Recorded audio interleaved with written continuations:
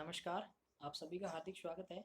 बाल विकास और शिक्षा शास्त्र के 2100 अति महत्वपूर्ण वस्तुनिष्ठ प्रश्नों का संकलन मेगा सीरीज पार्ट 2 में आज का हमारा टॉपिक है बाल विकास। आइए शुरू करते हैं आज का मॉक टेस्ट सॉल्यूशन।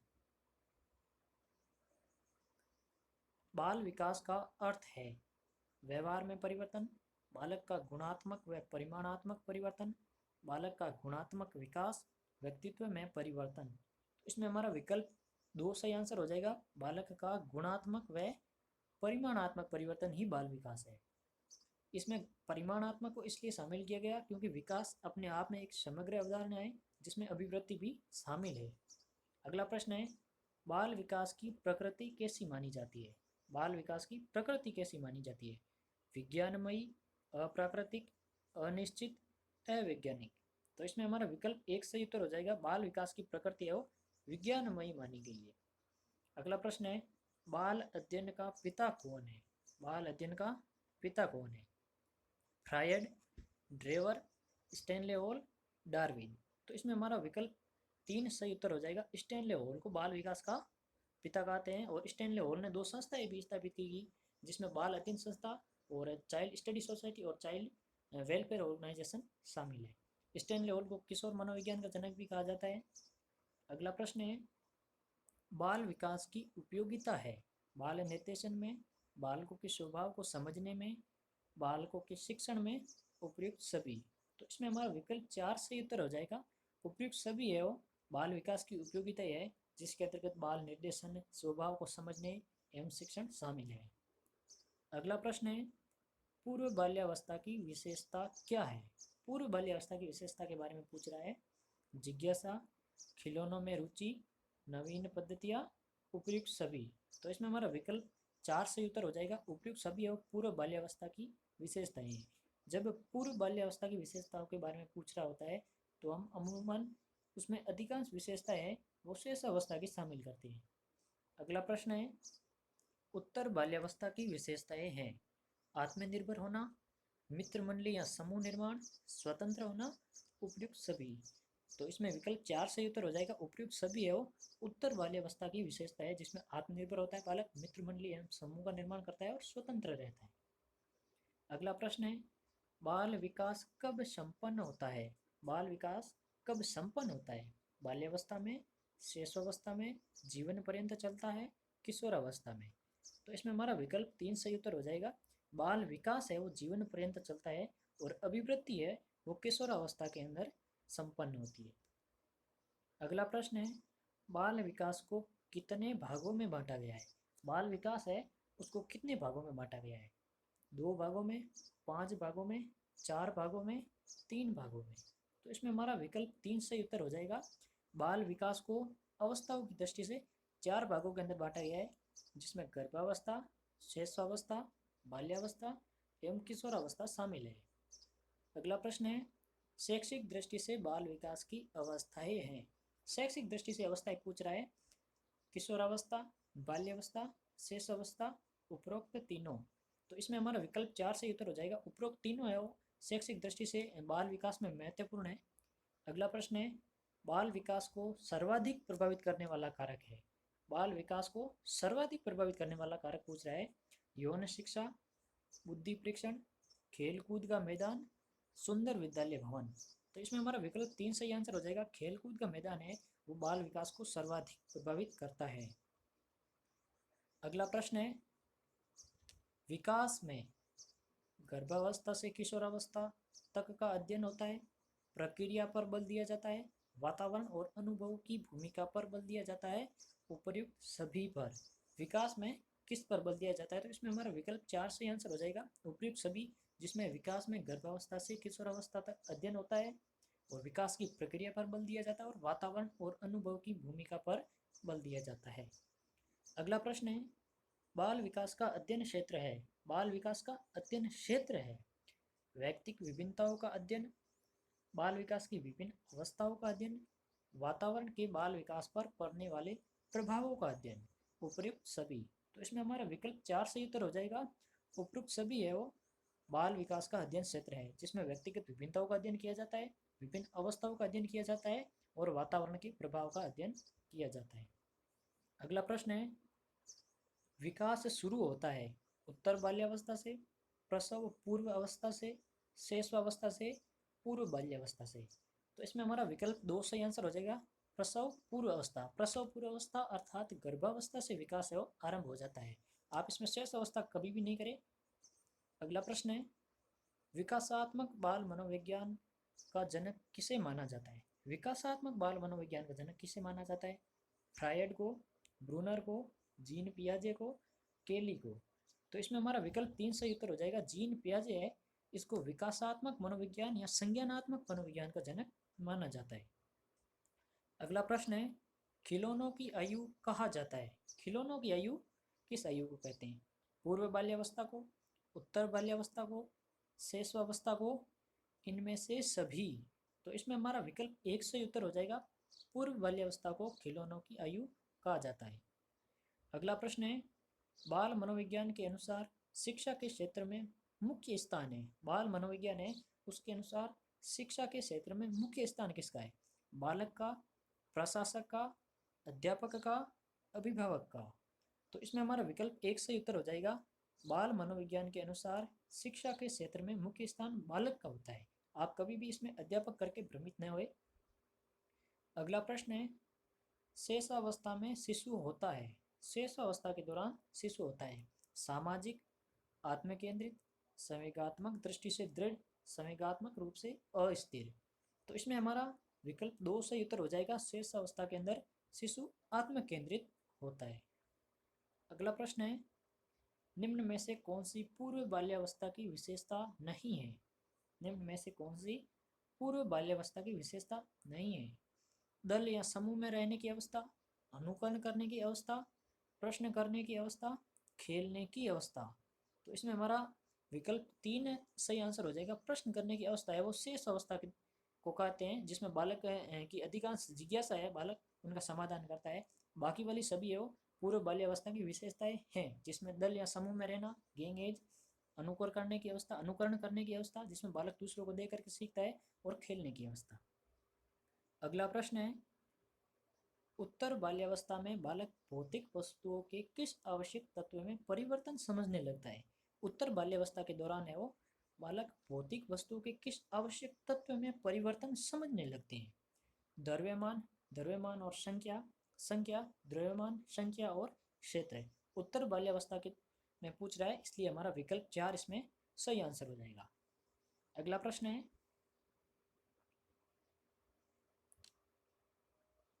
निम्न में से कौन सा विकासात्मक कार्य उत्तर बाल्यावस्था के उपयुक्त नहीं है? निम्न में से कौन सा विकासात्मक कार्य है जो उत्तर बाल्यावस्था के लिए उपयुक्त नहीं है? सामान्य खेल के लिए आवश्यक शारीरिक कुशलताएं सीखना, पुरुषोचित या स्त्रियोचित सामाजिक भूमिकाओं को प्राप्त करना, वैयक्तिक आत्मनिर्भरता प्राप्त करना, अपने हम उम्र बालकों के साथ रहना सीखना। विकासात्मक कार्य है और उत्तर बाल्यावस्था के लिए उपयुक्त नहीं है। तो इसमें हमारा विकल्प 2 सही उत्तर हो जाएगा। पुरुषोचित या स्त्रियोचित सामाजिक भूमिकाओं को प्राप्त करना, ये किशोरावस्था की विशेषता है। बाकी वाली सभी बाल्यावस्था या उत्तर बाल्यावस्था की विशेषताएं हैं। अगला प्रश्न है, बाल विकास के अध्ययन में निम्नलिखित में से किन बातों को शामिल किया जाता है? बाल विकास के अध्ययन में निम्न में से किन बातों को शामिल किया जाता है? आयु के साथ होने वाले परिवर्तनों का क्या स्वरूप होता है? बालक में होने वाले परिवर्तनों का विशेष आयु के साथ क्या संबंध होता है? बालकों में पाई जाने वाली व्यक्तिगत विभिन्नताओं के लिए किस प्रकार के आनुवंशिक एवं परिवेश जन्य प्रभाव उत्तरदायी होते हैं? इसमें हमें कथनों का चुनाव करना है, कौन सा कथन सही है बाल विकास के संदर्भ में और कौन सा नहीं। कथन 1 एवं 2, 2 एवं 3, 1 एवं 3, ये सभी। तो इसमें हमारा विकल्प 4 सही उत्तर हो जाएगा। ये सभी कथन है वो बाल विकास के संदर्भ में सही है। अगला प्रश्न है, विकास की प्रक्रिया में रिक्त स्थान की पूर्ति करनी है। जीवन मूल्यों, व्यक्तित्व, व्यवहार इत्यादि का विकास भी शामिल होता है। विकास की प्रक्रिया के अंदर इन विकल्पों में से हमें चुनाव करना है कि कौन कौन से आयाम शामिल होते हैं। दृष्टिकोण, स्वभाव, रुचियों, आदतों। केवल विकल्प 1 एवं 2, 1, 2 एवं 3, 2, 3 एवं 4, ये सभी। तो इसमें हमारा विकल्प 4 सही उत्तर हो जाएगा। ये सभी एवं विकास की प्रक्रिया में सम्मिलित होंगे। एक बार पूरे कथन को पढ़ते हैं। विकास की प्रक्रिया में दृष्टिकोण, स्वभाव, रुचियाँ, आदतों, जीवन मूल्यों, व्यक्तित्व, व्यवहार इत्यादि का विकास भी शामिल है। अगला प्रश्न है, शिक्षा मनोविज्ञान में रिक्त स्थान में होने वाले मानव विकास का अध्ययन किया जाता है। तो इसमें हमें उपयुक्त जो नीचे जो विकल्प दिए गए हैं इनका चुनाव करके ऊपर के कथन को पूर्ण एवं सही बनाना है। शेषावस्था, बाल्यावस्था, किशोरावस्था, वयस्कावस्था। इसमें किन विकल्पों का हम चुनाव करेंगे? एक एवं दो, एक, दो एवं तीन, एक एवं तीन, ये सभी। तो इसमें विकल्प दो हमारा सही उत्तर हो जाएगा। एक, दो एवं तीन, अर्थात शिक्षा मनोविज्ञान में शेषावस्था, बाल्यावस्था, किशोरावस्था में होने वाले मानव विकास का अध्ययन किया जाता है। अगला प्रश्न है, 6 से 11 वर्ष के आयु वर्ग के बालकों की विशेषता है। 6 से 11 वर्ष है जिसे हम बाल्यावस्था मान सकते हैं। इस आयु वर्ग के बालकों की विशेषताएं हैं। बालक स्वाभाविक एवं सक्रिय अधिगमकर्ता होते हैं।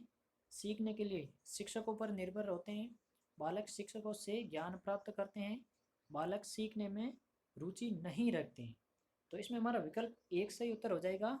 बालक स्वाभाविक एवं सक्रिय अधिगमकर्ता होते हैं 6 वर्ष से 11 वर्ष के बीच। अर्थात हम मान सकते हैं कि बाल्यावस्था के अंदर बालक एक प्रकार का सक्रिय अधिगमकर्ता होता है।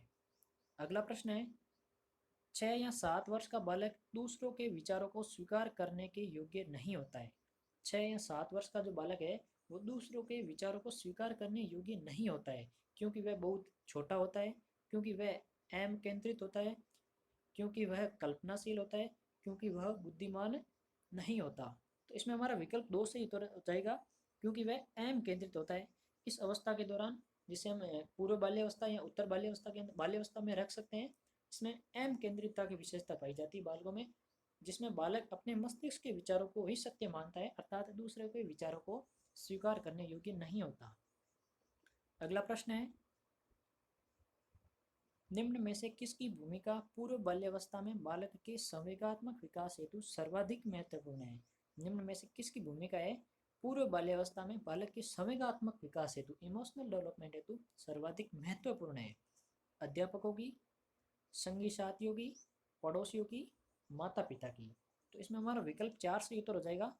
पूर्व बाल्यावस्था के दौरान बालक के संवेगात्मक विकास के लिए माता पिता की भूमिका है वो सर्वाधिक महत्वपूर्ण होती है। अगला प्रश्न है, अधिकांश विद्वानों के अनुसार बाल्यावस्था की अवधि है 5 से 10 वर्ष, 6 से 12 वर्ष, 4 से 10 वर्ष, 2 से 8 वर्ष। बाल्यावस्था की अवधि पूछ रहा है, इसलिए हमारा विकल्प 2 से उत्तर हो जाएगा। अधिकांश विद्वान है वो 6 से 12 वर्ष तक की आयु को बाल्यावस्था मानते हैं। अर्थात हम कह सकते हैं कि जन्म से 6 वर्ष तक की आयु को शेषावस्था, 6 वर्ष से 12 वर्ष तक की आयु को बाल्यावस्था और 12 वर्ष या 13 वर्ष से 18 वर्ष तक की आयु को किशोरावस्था माना जाता है अधिकांश विद्वानों के अनुसार। अगला प्रश्न है, कोल व ब्रूस ने बाल्यावस्था को माना है। कोल एवं ब्रूस नामक मनोवैज्ञानिकों ने बाल्यावस्था को माना है समस्यात्मक काल, अनोखा काल, मिथ्या परिपक्वता का काल, जिज्ञासा का काल। तो इसमें हमारा विकल्प 2 से उत्तर हो जाएगा। कोल एवं ब्रूस ने बाल्यावस्था को अनोखा काल कहा है, जीवन का अनोखा काल। अगला प्रश्न है, बाल्यावस्था को मिथ्या परिपक्वता काल कहा है। बाल्यावस्था को मिथ्या परिपक्वता का काल किसने कहा है, अर्थात झूठी परिपक्वता? रोस ने, कोलवे ब्रूस ने, एना फ्रायड ने, क्रो ने। तो इसमें हमारा विकल्प 1 से ही हो जाएगा। रोस ने बाल्यावस्था को मिथ्या या झूठी परिपक्वता का काल का है, इसे कभी कभी छद्म परिपक्वता काल भी कहते हैं। अगला प्रश्न है, बाल्यावस्था में पाई जाने वाली प्रवृत्ति या प्रवृत्तियां हैं निरुद्देश्यी भ्रमण की प्रवृत्ति, जिज्ञासा की प्रबलता, रचनात्मक कार्यों में आनंद लेना, उपरोक्त सभी। तो इसमें हमारा विकल्प 4 से उत्तर हो जाएगा। उपरोक्त सभी है वो बाल्यावस्था की विशेषता या प्रवृत्तियां हैं। अगला प्रश्न है, समूह अवस्था या चुस्ती की अवस्था भी कहते हैं। समूह की अवस्था या चुस्ती की अवस्था, जिसको सक्रियता की अवस्था भी कहते हैं। शेषावस्था को, बाल्यावस्था को, प्रौढ़ावस्था को, किशोरावस्था को। तो इसमें हमारा विकल्प 2 से आंसर हो जाएगा। बाल्यावस्था को समूह अथवा चुस्ती की अवस्था कहते हैं। अगला प्रश्न है, बाल्यावस्था को निम्नलिखित में से किस नाम से जाना जाता है? बाल्यावस्था को किस नाम से जाना जाता है? टोली आयु, जीवन का अनोखा काल, बक्की अवस्था, उपरोक्त सभी। तो इसमें हमारा विकल्प 4 से आंसर हो जाएगा। बाल्यावस्था को जीवन का अनोखा काल भी कहते हैं, बक्की अवस्था भी कहते हैं, टोली आयु या गैंग आयु भी कहते हैं। अगला प्रश्न है, परिपक्व बाल्यावस्था किसे कहते हैं? परिपक्व बाल्यावस्था किसे कहते हैं? 6 से 9 वर्ष, 7 से 10 वर्ष, 8 से 11 वर्ष, 9 से 12 वर्ष। तो इसमें हमारा विकल्प 4 से उत्तर हो जाएगा। 9 से 12 वर्ष की आयु को परिपक्व बाल्यावस्था या फिर उत्तर बाल्यावस्था कहते हैं। इसमें हम जो अधिक से अधिक या ज़्यादा से ज़्यादा बाल्यावस्था से संदर्भित आयु होगी उसका चुनाव करेंगे, क्योंकि परिपक्वता का मतलब है एक प्रकार से क्षमताओं का अधिक विकास होना, और जब बालक की आयु अधिक होगी तो उसमें क्षमताओं का विकास भी अधिक होगा। अगला प्रश्न है, बाल्यावस्था में कौन सी मूल प्रवृत्ति सबसे अधिक क्रियाशील रहती है? बाल्यावस्था के दौरान कौन सी मूल प्रवृत्ति है वो सबसे अधिक क्रियाशील रहती है? हमें पता है कि मैकडूगल ने 14 प्रकार की मूल प्रवृत्ति और समय बताए हैं, उनमें से कौन सी है मूल प्रवृत्ति है बाल्यावस्था में सबसे अधिक क्रियाशील रहती है? काम, जिज्ञासा, रचनात्मकता या सामूहिकता? तो इसमें हमारा विकल्प 4 से उत्तर हो जाएगा। सामूहिकता की जो प्रवृत्ति है, मूल प्रवृत्ति, वो बाल्यावस्था के दौरान सबसे अधिक क्रियाशील रहते हैं, इसलिए बाल्यावस्था को समूह की आयु या गैंग एज भी कहते हैं। अगला प्रश्न है, बाल्यावस्था में परिपाक काल की निम्न में से कौन सी अवधि है? बाल्यावस्था में परिपाक काल की कौन सी अवधि है? 12 वर्ष से लेकर 14 वर्ष तक, 14 वर्ष से लेकर के 16 वर्ष तक, 10 वर्ष से लेकर के 12 वर्ष तक, उपरोक्त में से कोई नहीं। तो इसमें हमारा विकल्प 3 से आंसर हो जाएगा, 10 वर्ष से 12 वर्ष तक। परिपाक काल का मतलब हम पूर्व बाल्यावस्था से ले सकते हैं। अगला प्रश्न है, बाल्यावस्था में बालकों को साहसिक यात्राओं की रोमांचकारी कहानियां सुनाने से उनमें बाल्यावस्था के दौरान बालकों को साहसिक कार्य या फिर साहसिक यात्राओं की रोमांचक कहानियां सुनाने से उनमें कौन से गुण का विकास होगा? आज्ञा एवं अनुशासन गुण उत्पन्न होंगे, भय के समय समाप्त होते हैं, उत्साह का संचार होता है, आनंद की भावना विकसित होती है। तो इसमें हमारा विकल्प 3 से उत्तर हो जाएगा, उत्साह का संचार होता है। इस तरह के प्रश्नों में हालांकि एक से ज़्यादा विकल्प भी सही हो सकते हैं, लेकिन हमें सबसे बेस्ट आंसर का चुनाव करना होता है। अगला प्रश्न है, बाल्यावस्था की एक प्रमुख विशेषता है। बाल्यावस्था की एक प्रमुख विशेषता है अधिगम की तीव्रता, अपेक्षाकृत स्थिर विकास प्रक्रिया, यथार्थवादी दृष्टिकोण, उपरोक्त सभी। तो इसमें हमारा विकल्प 4 से ही हो जाएगा। उपरोक्त सभी है वो बाल्यावस्था की विशेषता है जिसमें अधिगम में तीव्रता, अधिगम की गति तीव्र होती है, अपेक्षाकृत स्थिर विकास होता है और यथार्थवादी या वास्तविक दृष्टिकोण युक्त बालक होता है। बालकों की बुद्धि तथा रुचियों की जानकारी लेकर शिक्षा देता है, प्रकृति की जानकर शिक्षा देता है, आर्थिक स्थिति तथा पारिवारिक स्थिति की जानकारी लेकर शिक्षा देता है। केवल एक कथन सही है, कथन 1 एवं 3 सही है, 2 एवं 3 सही है, ये सभी सही है। इसमें हमारा विकल्प 4 से उत्तर हो जाएगा। एक शिक्षक है वो बाल मनोविज्ञान के ज्ञान के द्वारा उपयुक्त सभी, जिसमें बालक की बुद्धि एवं रुचियों की जानकारी लेकर के उसको शिक्षा देता है, बालक की प्रकृति को जानता है, और यहाँ पर आर्थिक स्थिति एवं पारिवारिक स्थिति दोनों दिया गया है। आप केवल आर्थिक स्थिति दे करके भ्रमित नहीं हुए, पारिवारिक स्थिति दिया गया है, इसका मतलब सामाजिक संस्कृति से है। तो इसमें 4 विकल्प है, तीनों विकल्प और विकल्प चौथा उपयुक्त सभी सही होंगे।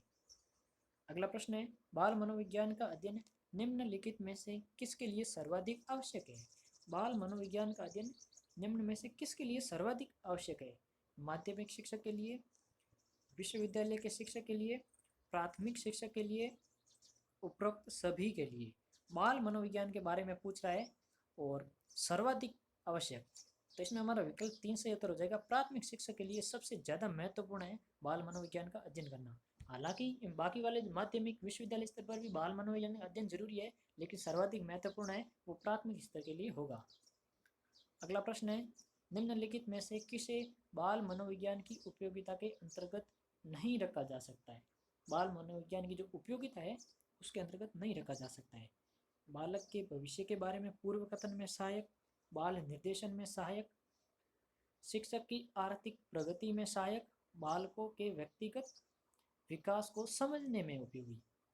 इसमें हमारा विकल्प 3 से उत्तर हो जाएगा। शिक्षक की आर्थिक प्रगति को सहायक में बाल मनोविज्ञान की कोई उपयोगिता नहीं है।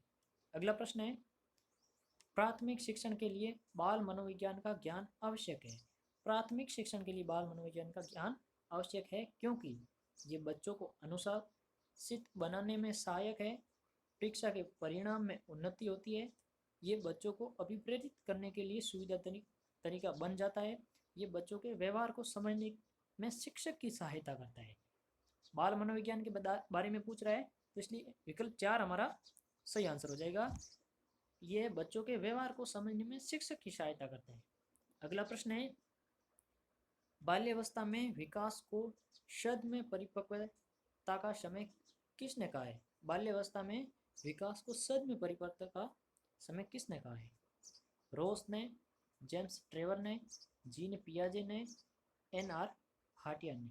इसमें हमारा विकल्प 1 सही आंसर हो जाएगा। रोस ने बाल्यावस्था को शद में अथवा मिथ्या परिपक्वता की आयु कहा है। अगला प्रश्न है, प्राथमिक कक्षा के शिक्षक के लिए निम्नलिखित में से किसका ज्ञान होना आवश्यक है? एक प्राथमिक कक्षा का शिक्षक है, उसे किसका ज्ञान होना आवश्यक है? बाल मनोविज्ञान का, शिक्षा दर्शन का, स्वास्थ्य विज्ञान का, सामाजिक विज्ञान का। तो इसमें हमारा विकल्प 1 सही उत्तर हो जाएगा। एक शिक्षक को या फिर प्राथमिक कक्षा के शिक्षक को बाल मनोविज्ञान का ज्ञान होना अति आवश्यक है। अगला प्रश्न है, बालकों के स्वभाव को समझने के लिए शिक्षकों को निम्नलिखित में से किसका अध्ययन करना चाहिए? बालकों के स्वभाव को समझने के लिए शिक्षकों को निम्न में से किसका अध्ययन करना चाहिए? सामाजिक विज्ञान का, प्राकृतिक विज्ञान का, बाल मनोविज्ञान का, भूगोल का। तो इसमें हमारा विकल्प 3 सही उत्तर हो जाएगा। बालकों के स्वभाव को समझने के लिए शिक्षकों को बाल मनोविज्ञान का अध्ययन करना चाहिए। अगला प्रश्न है, शिक्षक के लिए मनोविज्ञान या बाल मनोविज्ञान का ज्ञान क्यों जरूरी है? एक शिक्षक है, उसके लिए मनोविज्ञान का या फिर बाल मनोविज्ञान का ज्ञान क्यों जरूरी है? इसमें बच्चों की आधारभूत विशेषताओं को जानने का अवसर मिलता है। शिक्षण मनोवैज्ञानिक नियमों के अनुकूल होता है। आधुनिक शिक्षण प्रणाली की आवश्यकता है। शिक्षण सफल होता है। तो इसमें हमारा विकल्प 2 सही उत्तर हो जाएगा। शिक्षण मनोवैज्ञानिक नियमों के अनुकूल होता है, इसलिए एक शिक्षक को मनोविज्ञान या बाल मनोविज्ञान का ज्ञान होना जरूरी है। हालांकि बाकी वाले 3 कथन भी सही है, लेकिन उपयुक्त सभी का जब ऑप्शन नहीं मिले तो हमें सबसे बेस्ट आंसर का चुनाव करना होता है। अगला प्रश्न है, बाल मनोविज्ञान किसके व्यवहार का वैज्ञानिक अध्ययन है? बाल मनोविज्ञान है वो किसके व्यवहार का वैज्ञानिक अध्ययन है? बालक का, शिक्षक का, किशोर का, उपयुक्त में से कोई नहीं। तो इसमें हमारा विकल्प 1 से उत्तर हो जाएगा। बाल मनोविज्ञान है वो बालक के व्यवहार का वैज्ञानिक अध्ययन है। अगला प्रश्न है, बाल मनोविज्ञान एक वैज्ञानिक अध्ययन है जिसमें बालक के जन्म पूर्व काल से लेकर किशोरावस्था तक का अध्ययन किया जाता है। यह कथन है। बाल मनोविज्ञान है वो एक वैज्ञानिक अध्ययन है जिसमें बालक के जन्म पूर्व काल से लेकर के किशोरावस्था तक का अध्ययन किया जाता है। ये परिभाषा किसने दी है? आर्लोक ने, थॉमसन ने, क्रो एंड क्रो ने, रोस ने। तो इसमें हमारा विकल्प 3 से आंसर हो जाएगा। क्रो एंड क्रो ने बाल मनोविज्ञान के बारे में ये कहा है कि यह बालक के जन्म पूर्व काल अर्थात हम गर्भावस्था से ले सकते हैं इसको, से लेकर के किशोरावस्था तक का अध्ययन किया जाता है। अगला प्रश्न है, बायोग्राफिकल स्केच ऑफ इन्फेंट नामक पुस्तक का प्रकाशन किसने किया? डार्विन ने, प्लेटो ने, रूसो ने, विलियम हीली ने। तो इसमें हमारा विकल्प 1 से उत्तर हो जाएगा। डार्विन ने यह पुस्तक लिखी है, biographical sketch of A infant. अगला प्रश्न है, प्रथम बाल निर्देशन केंद्र किसके द्वारा खोला गया? प्रथम बाल निर्देशन केंद्र है बालकों के लिए निर्देशन केंद्र किसके द्वारा खोला गया? प्लेटो के द्वारा, विलियम हीली के द्वारा, डार्विन के द्वारा, रूसो के द्वारा। तो इसमें हमारा विकल्प 2 से उत्तर हो जाएगा। विलियम हीली ने सर्वप्रथम बाल निर्देशन केंद्र खोला था। वर्तमान में एक प्रश्न और चलता है इससे संबंधित, जिसमें बाल निर्देशन संस्था, चाइल्ड स्टडी सोसाइटी और चाइल्ड वेलफेयर ऑर्गेनाइजेशन नामक 2 संस्थाओं के बारे में पूछा जाता है जो स्टैनले हॉल की है। अगला प्रश्न है, बाल मनोविज्ञान वह वैज्ञानिक अध्ययन है। बाल मनोविज्ञान वह वैज्ञानिक अध्ययन है जो व्यक्ति के विकास का अध्ययन गर्भकाल के प्रारंभ से किशोरावस्था की प्रारंभावस्था तक करता है। यह परिभाषा किसने दी है? ऊपर हमने पढ़ा है क्रो एंड क्रो की परिभाषा, उसी से मिलती जुलती परिभाषा है, देखिए वो सेम है। ऊपर हमने पढ़ा था कि जन्म पूर्व अवस्था, और यहाँ पर दिया हुआ है गर्भकाल के आरंभ की अवस्था से किशोर अवस्था। तो ये परिभाषा किसने दी है? क्रोएनक्रो ने, वर्क ने, जेम्स ड्रेवर ने, आर्जेंट ने। तो इसमें हमारा विकल्प एक से उत्तर हो जाएगा। ये भी क्रोएनक्रो की परिभाषा है, सिर्फ शब्दों का बदलाव है। अगला प्रश्न है, बाल मनोविज्ञान मनोविज्ञान की वह शाखा है जिसमें जन्म से परिपक्व अवस्था तक विकसित हो रहे मानव का अध्ययन किया जाता है। बाल मनोविज्ञान मनोविज्ञान की वह शाखा है जिसमें जन्म से, ऊपर वाली जो परिभाषा थी उसमें गर्भकाल या जन्म पूर्व अवस्था है, लेकिन इसमें जन्म के बारे में पूछा गया है। जन्म से परिपक्व अवस्था तक विकसित हो रहे मानव का अध्ययन किया जाता है, ये परिभाषा है। रूसो ने, आइजेंक ने, ड्रेवर ने, केटल ने। तो इसमें हमारा विकल्प 3 सही आंसर हो जाएगा। जेम्स ड्रेवर ने यह बाल विकास की परिभाषा दी है। अगला प्रश्न है, बाल विकास की परिभाषा का अध्ययन क्षेत्र है। बाल विकास की जो परिभाषा है उसका अध्ययन क्षेत्र क्या है? बच्चों की वयस्क तथा वरिष्ठ नागरिकों के साथ तुलना करेगा, मानवीय सामर्थ्यों में परिवर्तन की व्याख्या करता है, जीवन अवधि के दौरान व्यवहार की व्याख्या ढूंढेगा, किसी बच्चे के संज्ञानात्मक, सामाजिक तथा दूसरे सामर्थ्यों के क्रमिक विकास के लिए उत्तरदायी रहेगा। तो इसमें हमारा विकल्प 4 सही उत्तर हो जाएगा। बाल विकास की परिभाषा का अध्ययन क्षेत्र है जिसमें किसी बच्चे के संज्ञानात्मक, सामाजिक तथा दूसरे सामर्थ्यों के क्रमिक विकास के लिए उत्तरदायी रहेगा। अगला प्रश्न है, बाल्यावस्था को प्रतिद्वंदात्मक सामाजिकरण की अवस्था किसने कहा है? बाल्यावस्था है वो प्रतिद्वंदात्मक सामाजिकरण की अवस्था है, यह कथन किसका है? फ्रोबेल ने, स्टैनले हॉल ने, जर्सिल्ड ने, किलपैट्रिक ने। तो इसमें हमारा विकल्प 4 से आंसर हो जाएगा। किलपैट्रिक ने बाल्यावस्था को प्रतिद्वंदात्मक सामाजिकरण की अवस्था कहा है। अगला प्रश्न है, बाल विकास की संपूर्ण अवधि में मानसिक विकास की गति सर्वाधिक तीव्र किस अवस्था में होता है? बाल विकास की संपूर्ण अवधि में मानसिक विकास की गति है वो सर्वाधिक तीव्र किस अवस्था में होती है? शैशवावस्था में, किशोरावस्था में, बाल्यावस्था में, प्रौढ़ावस्था में। तो इसमें हमारा विकल्प एक सही आंसर हो जाएगा। शेष अवस्था के अंदर सीखने की गति भी सबसे ज़्यादा होती है और मानसिक विकास की भी गति सबसे अधिक होती है। अगला प्रश्न है, जीन पियाजे का बाल विकास वर्गीकरण किस सिद्धांत पर आधारित है? जीन पियाजे ने जो बाल विकास वर्गीकरण किया है वो किस सिद्धांत पर आधारित है? मनोसामाजिक सिद्धांत, नैतिक विकास सिद्धांत, मनोलैंगिक सिद्धांत, संज्ञानात्मक विकास सिद्धांत। तो जीन पियाजे के बारे में पूछ रहा है, विकल्प 4 से आंसर हो जाएगा संज्ञानात्मक विकास सिद्धांत। मनोसामाजिक विकास सिद्धांत एरिक्सन ने दिया, नैतिक विकास कोलर और मनोलैंगिक फ्रायड का है। अगला प्रश्न है, बाल विकास के शैक्षिक निहितार्थ से संबंधित नहीं है। बाल विकास के शैक्षिक निहितार्थ से संबंधित नहीं है। विद्यालय के बाग की देखभाल करना, विद्यालय तथा समुदाय को जोड़ना, प्रातःकालीन विद्यालय सभाओं को संबोधित करना, पिछड़े और गंदे क्षेत्रों में लोगों की सेवा के लिए न जाना। तो इसमें हमारा विकल्प 4 से आंसर हो जाएगा। बाल विकास का शैक्षिक निहितार्थ नहीं है जिसमें पिछड़े एवं गंदे लोगों की सेवा के लिए न जाना। हालांकि बाल मनोविज्ञान ये कहता है कि सभी को समान मानना चाहिए। अगला प्रश्न है, निम्न में से कौन सा सिद्धांत बाल विकास के वातावरण संबंधी कारकों को ही महत्व देता है? निम्न में से कौन सा सिद्धांत है वो बाल विकास के केवल वातावरण संबंधी कारकों को ही महत्व देता है?